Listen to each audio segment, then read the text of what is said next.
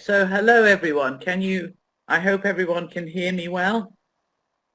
So we're going to look today at mistake management with primary and secondary learners, and we're going to look at when to correct and how to correct and why and even if to correct. So we're going to start with a little question for you. You can just think about the answer for yourself. There are three kinds of teachers when it comes to mistake management or error correction. Teacher number one in the middle says, I never let my students make mistakes. If they say anything wrong, I stop them and make them say it correctly. I don't want them to learn bad English from each other. Teacher number two on the left says, I correct students sometimes, but not all the time. If we're practicing one particular language point, then I insist that they say it correctly. But if we're doing a freer activity, then I try not to correct too much. If I do correct students, I try to do it in an encouraging way. And on the right, we have teacher three, who says, I try to correct errors as little as possible. I want my students to express themselves in English without worrying too much about making mistakes. Sometimes I notice points that everyone gets wrong and deal with them later, but I never interrupt students to correct them. So have a little think. If you like, we can open the chat box for a minute now, and if you like, you can just share whether you think you are more like teacher one or teacher two or teacher three. Just write the number if you like. So we've got some twos, some threes, some ones. Yeah, we've got all different, yes, a whole selection. Interesting. Thank you for sharing that. So some of you always correct, some of you sometimes correct, and some of you correct as little as possible.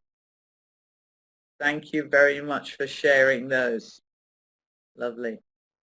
So we've got a lot of threes coming up at the moment, but earlier on we have some twos, we have some ones. We're all different as teachers. We see mistake management or error correction in very different ways, and this is what today's seminar is going to be about.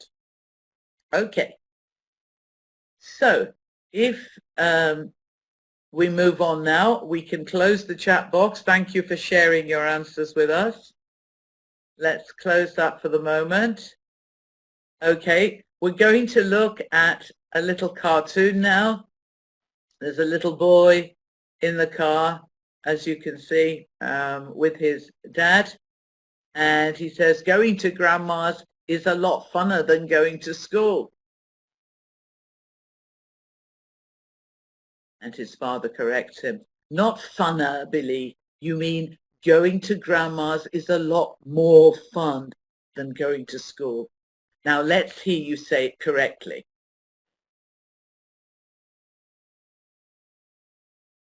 So the little boy says, going to grandma's was a lot funner, but now it seems just like school. Now, you'll see, the mistake wasn't corrected. Just the pleasure of going to grandma's has been spoiled a little bit by his father's correction. So that can be, unfortunately, the effect very often when children or even teenagers and even adults are trying to tell you something and you stop and correct their English in the middle, they lose all motivation to carry on telling you what they were telling you, because they think, she's not listening to what I'm saying, or he's not listening to what I'm saying. He's just listening for my English. looking out for mistakes to correct them, I'm not going to talk to him. So it can be a great demotivator sometimes. Okay, now here on this slide, we have 6 sentences. Each sentence contains a mistake. And what I would like you to do is to read each sentence and, as a teacher, decide how serious you think the mistake is. So if you think it's a very serious mistake, you give it a 5. If you think it's serious, 4, 3, yeah, well, it's quite serious. Ama idare eder. 2, not very serious. Number 1, it's really nothing. It's very trivial. And 0 if you think, this isn't a mistake at all. Okay, so have a think about it. Yes, we can put the chat box back down. We'll go through it sentence by sentence together, and you can share with me and with each other how serious you think each mistake is. So the first one, the first sentence is, she asked me, where did I come from?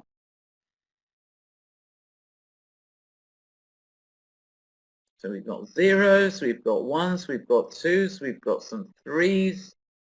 So it seems to be between 1 and 3. Thank you. And we've got a 4 there and a 5. Okay. Again, shows how different we all are. The second sentence. The problem was that the door wasn't keyed. How serious is this mistake?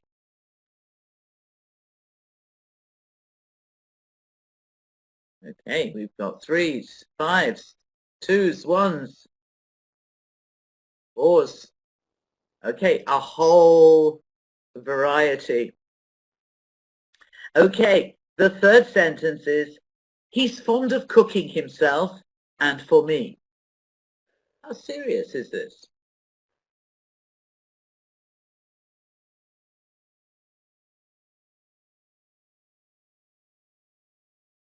Okay, we've got 4s and 3s and 2s. There are a lot of high, very serious marks there, 1 or 2 1s. And the next sentence, did you went there alone? How serious is that? 3s, we've got 2s, some 4s, some 1s. Again, very different reactions. Okay, here's another very common one that we hear students very often saying, very often. I am very boring. At which point I say, geçmiş olsun. Okay, we've got some 0s, we've got some 1s, we've got some 5s, 3s, 4s. Okay, and the last one. The people panicked and some of them runned away.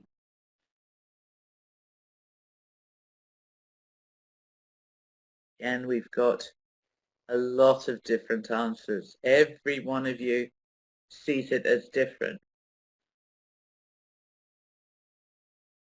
3s, 4s, 1s, 2s. Okay, thank you. Can we close the box now for the moment? Thank you very much for sharing with us. Now, in a way, this shows us 2 things, doesn't it? It shows us that sometimes it depends who the student's teacher is. One teacher, teacher A, will say, oh, this is not a bad piece of writing at all. The mistakes here are not serious at all. Another teacher will look at the same piece of writing and say, this is a very average piece of writing.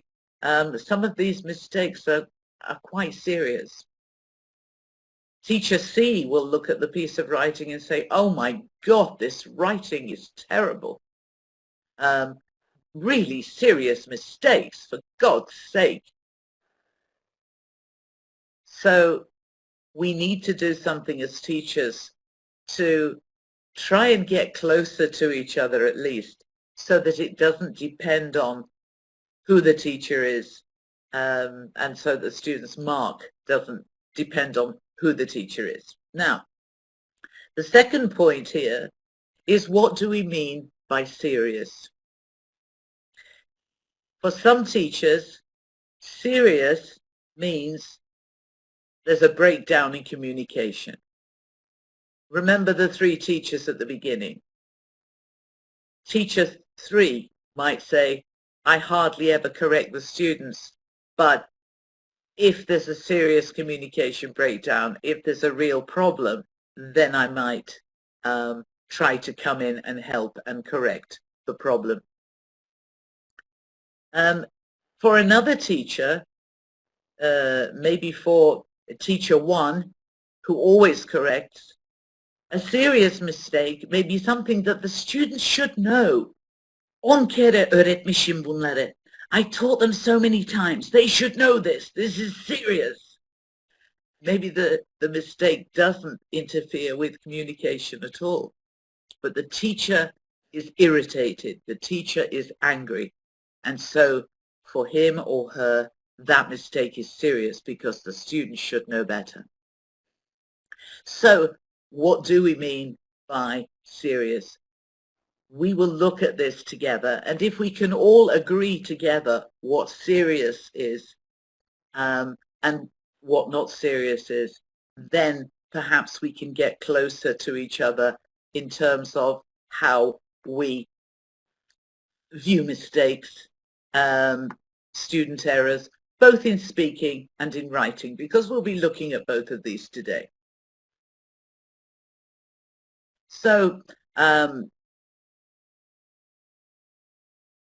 beware of being grammar police. Sometimes the grammar police who are looking for every single error, every single mistake, and for whom every mistake is serious, there's going to be perhaps a negative effect.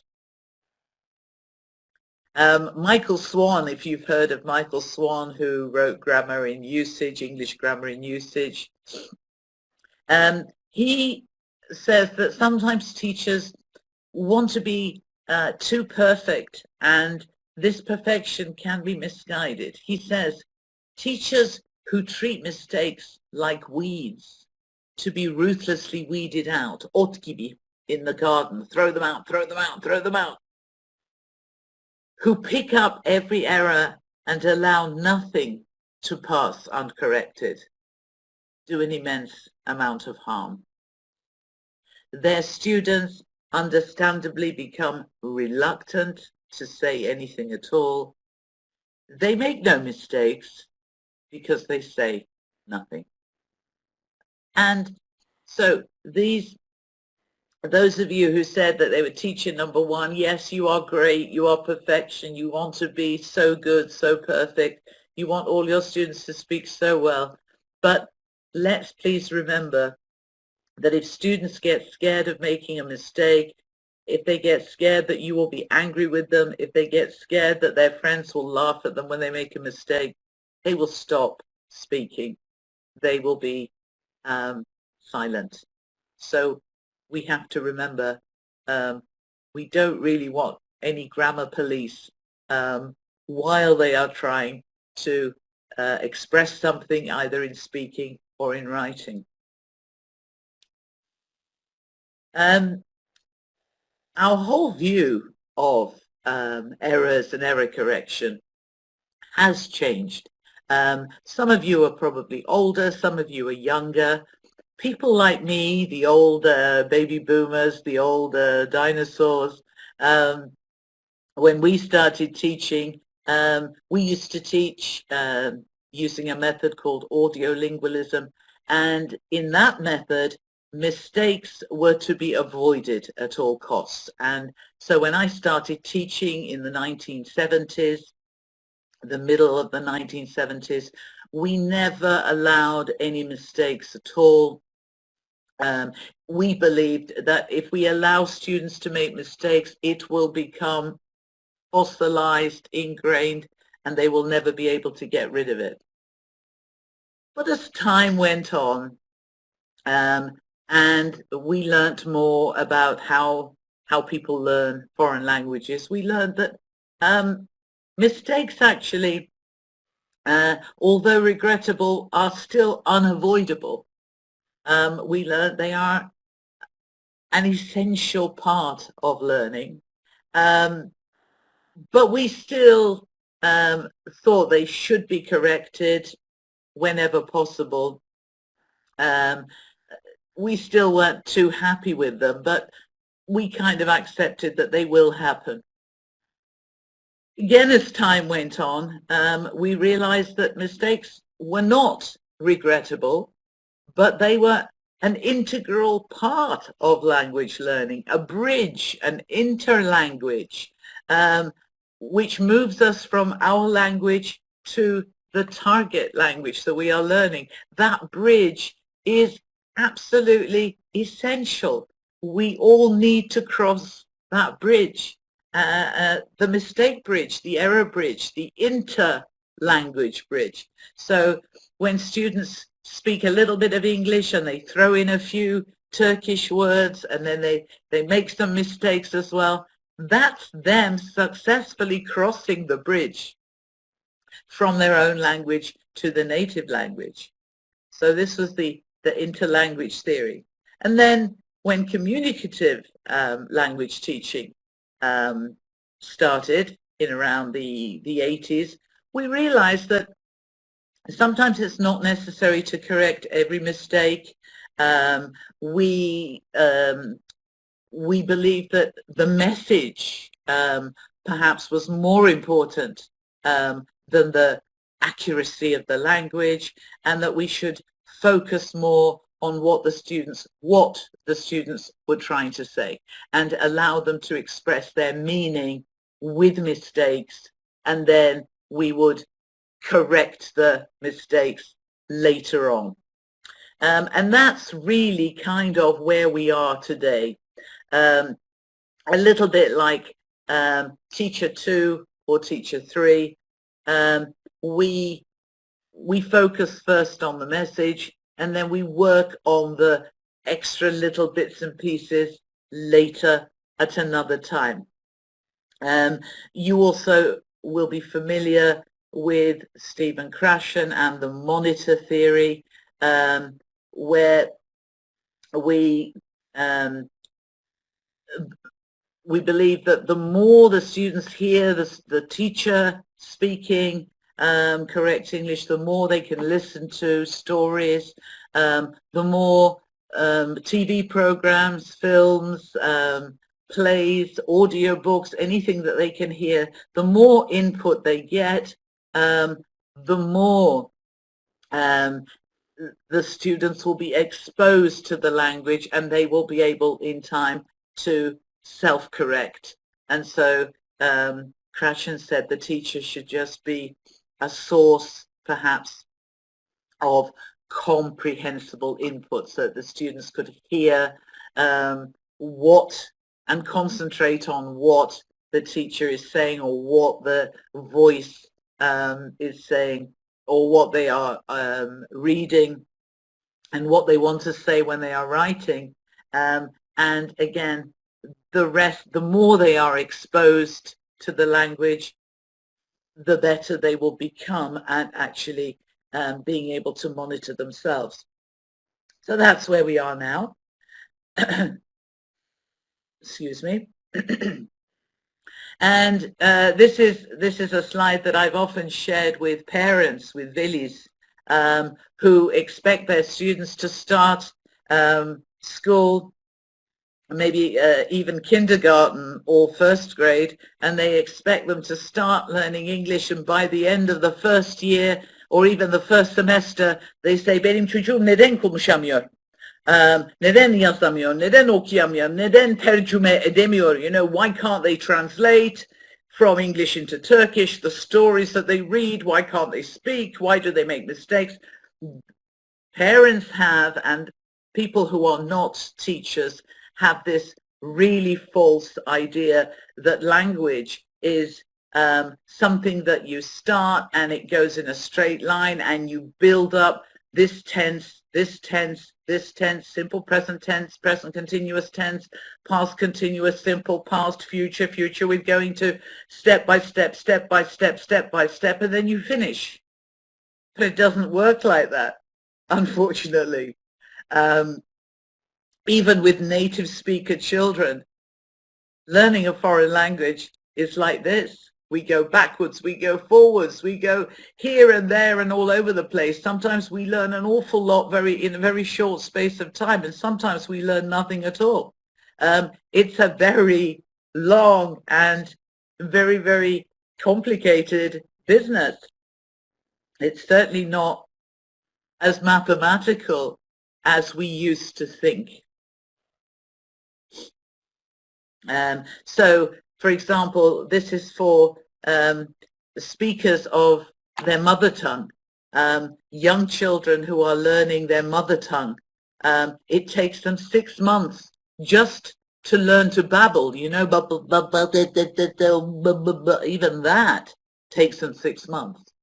And it takes them 12 months, a year, a full year with full exposure, hearing people all around them saying words like mummy, daddy, water, pussy.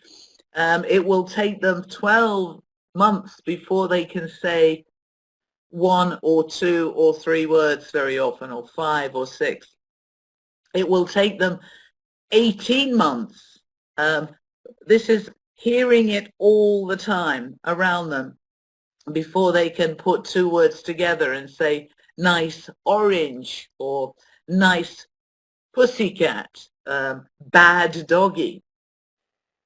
And it takes them 2 years of hearing and seeing and hearing and seeing the language before they can start to add the morphological markings, you know, the prepositions and the with and the to and the past tense and the ed and the s on the third person. All of those things take between 24 months and 30 months, so nearly 2.5 years of constantly seeing and hearing before they can grasp. Very often, as you know, young children will imitate, and they will learn the irregular simple past automatically just from repeating, and then later on they will self-correct themselves and they will put the regular ed on the end of every verb. And so, for example, they would, when they're 12 months, they will say goad, daddy goad, or when they're 18 months. And then when they're 24 months, 2 years old or 3 years old, they might say, I goed or I wented, and they will self-correct, but incorrectly. They will over emphasize the regular form. And so it takes 6 solid years to kind of build up a sophisticated grammar and the sort of 14,000 words which are considered to be, you know, kind of the basics of communication. So altogether, we're talking 10,000 hours. So it takes a lot of time and it takes a lot of exposure. And the more exposure they have, the better they will be able to go through that process, that slow process, over the bridge of interlanguage before they can become fluent, accurate speakers. So we all have to be patient, not only teachers, but also parents. And we need to teach parents what they should be expecting, because very often their expectations are off the charts. Okay, now I'm going to ask you to take a notebook or a piece of paper and a pencil if you have one, or you can even take your phone. If you can write down for yourself 3 sentences, just 3 sentences about mistakes. I've been talking about this now for some time. So now I'm going to give you the opportunity. We can open up the chat box if you like. You can also write your sentences in the chat box if you want to share them, or you can write them on a piece of paper in a little notebook or on your phone. It's up to you. We're going to open the chat box now. I think it's yes. And you're going to write 3 sentences about mistakes. And please include the word mistake in each sentence. So, for example, I never make mistakes is a possibility.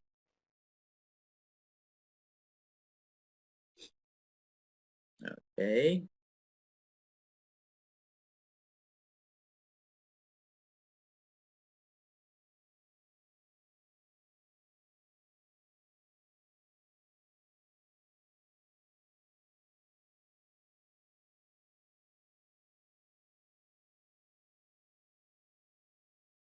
Nice. We've got all sorts of things here. Mistakes are very normal.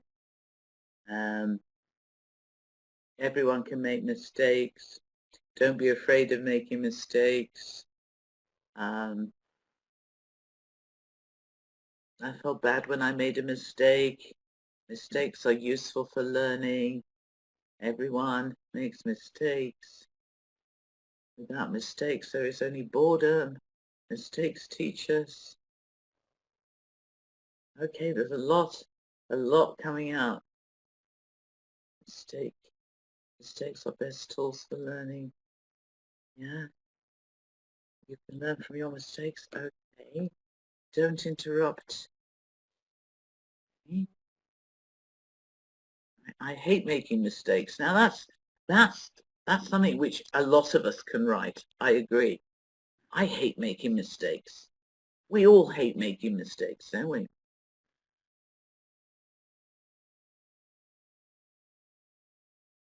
Please make mistakes. Nice one.